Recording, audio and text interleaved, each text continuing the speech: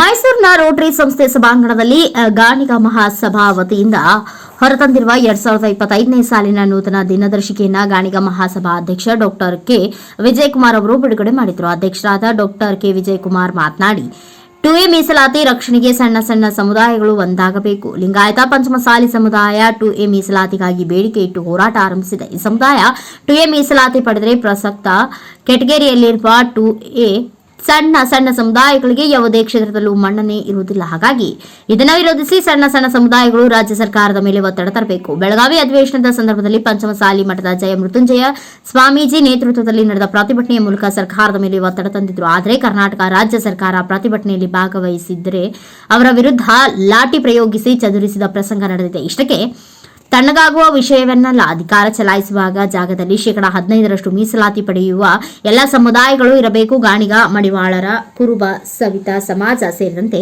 ಮೀಸಲಾತಿ ಕುರಿತು ಸದಾ ಜಾಗೃತಿ ಹೊಂದಿರಬೇಕು, ಧೈರ್ಯವಾಗಿ ಪ್ರಶ್ನೆ ಮಾಡಬೇಕು ಎಂದು ಎಚ್ಚರಿಸಿದ್ದಾರೆ.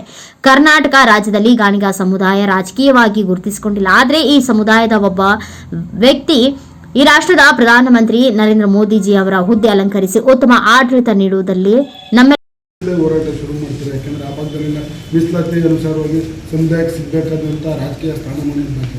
ಇಲ್ಲಿಂದ ಹೋರಾಟ ಮಾಡ್ತಿದ್ದಾರೆ. ಹೌದು, ನಾವು ಅದಕ್ಕೋಸ್ಕರನೇ ನಾನು ಸ್ಪೀಚ್ ಮಾಡೋದು ಹೇಳಿದೆ, ನಮ್ಮ ಸಮಾಜಕ್ಕೆ ಯಾವುದೇ ಮೀಸಲಾತಿ ಇಲ್ಲ, ರಾಜಕೀಯ ಮೀಸಲಾತಿ ಬೇಕು.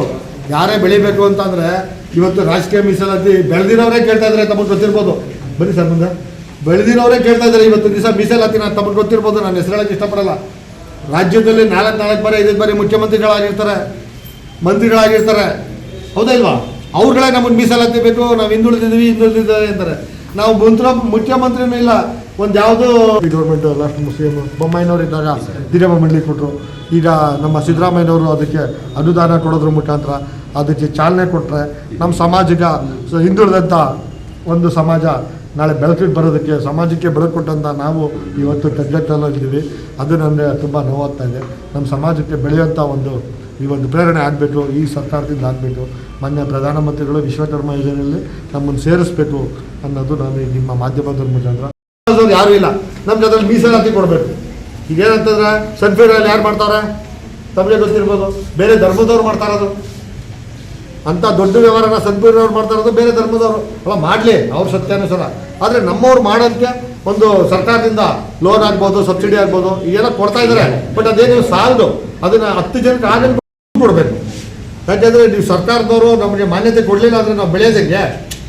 ನಮ್ಮಲ್ಲಿ ವಿದ್ಯಾವಂತರು ಕಮ್ಮಿ, ಎಲ್ಲ ವ್ಯವಸಾಯ ಸಣ್ಣ ಪುಟ್ಟ ದಿನಗೂಲಿ ಮಾಡೋಂಥವ್ರು, ಪ್ರತಿ ದಿವಸ ಅಂತ ಹೊಟ್ಟೆ ಪಡೆದೋಸ್ಕರ ಅವರು ಯಾವ ಸಂಘಟನೆಯಲ್ಲೂ ತೊಡ್ಕೊಳ್ಳೋಕೆ ಆಗಲ್ಲ. ಈ ಹೆಣ್ಮಕ್ಳು ಎಲ್ಲ ಒಂದು 10,000 20,000 ಬಟ್ಟೆ ಅಂಗಡಿಗೆ ಯಾವುದೇ ರೀತಿಯಾದ ನೀವು ನೋಡ್ತೀರಾ. ಚುನಾವಣೆಯಲ್ಲಿ ಸಮೀಕ್ಷೆ ಮಾಡ್ತಾರೆ ಗೊತ್ತಾ? ಈಗ ಚನ್ನಪಟ್ಟಣದಲ್ಲಿ ಚುನಾವಣೆ ಅಂದರೆ ಗೌಡ್ರು ಇಷ್ಟು ಜನ, ಕುರುಬರು ಇಷ್ಟು ಜನ, ಎಸ್ಸಿಗಳು ಇಷ್ಟು ಜನ, ಬೆಸ್ಟ್ ಇಷ್ಟು ಜನ, ಲಿಂಗಾಯತರು ಇಷ್ಟು ಜನ ಅಂತಾರೆ. ಆದರೆ ಗಾಣರು ಇಷ್ಟು ಜನ ಅಂತ ಎಲ್ಲಾದರೂ ಹೇಳಿದ್ದು ನೋಡಿದ್ದೀರಾ? ನಾವೇ ನರ್ಸತೋ ಇದ್ದೀವಾ? ನಾವು ಜೀವ ಸಹಿತ ಇಲ್ವಾ? ಗಾಣರು ಯಾರು ಇಲ್ವಾ? 45 ಲಕ್ಷ ಜನ ಇದ್ದೀವಿ. ನಮ್ಮನ್ನು ಈ ರೀತಿ ಕಡೆಗಣಿಸ್ತವ್ರೆ. ಈ ರೀತಿ ಆಗಬಾರ್ದು. ಬೇರೆ ಎಲ್ಲ ಜಾತಿಗಳಿಗೆ ಏನು ಕ್ಯಾಲೆಂಡರ್ ಬಿಡುಗಡೆ ಮಾಡಿದ್ರು, ಏನು ಆಶಯಗಳಿದೆ ತಮ್ಮ ಈ ಒಂದು ಮಹಾಸಭಾ? ಕ್ಯಾಲೆಂಡರ್ ಬಿಡುಗಡೆ ಔಪಚಾರಿಕವಾಗಿ ಅದು ಎಲ್ಲರೂ ಮಾಡೋ ರೀತಿಯೇ ನಾವು ಮಾಡಿದ್ದೀವಿ, ಅದರಲ್ಲೇನು ವಿಶೇಷತೆ ಇಲ್ಲ. ಆದರೆ ಈ ಮುಖಾಂತರ ನಾನು ಏನು ಹೇಳಿದೆ ಅಂದರೆ, ಸಮಾಜಕ್ಕೆ ನಾನು ಸ್ಪೀಚ್ ಮಾಡುವಲ್ಲಿ ಹೇಳಿದೆ, ನಮ್ಮ ಜನ ಸಂಘಟನೆಯಲ್ಲಿ ತೊಡಗಿಸ್ಕೋಬೇಕು. ನಮಗೆ ಸಾಮಾಜಿಕವಾಗಿ ತುಂಬ ಅನ್ಯಾಯ ಆಗ್ತಾಯಿದೆ.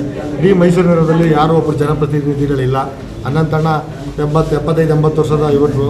ಈಗ ಅವ್ರು ಹೊಂಟೋಗ್ಬಿಟ್ರೆ ನಮ್ಗೆ ಯಾರೂ ಮಾರ್ಗದರ್ಶಕ ಇಲ್ಲ, ಹೌದಲ್ವಾ? ನಮಗೆ ಮೀಸಲಾತಿನೂ ಇಲ್ಲ. ತೀರಾ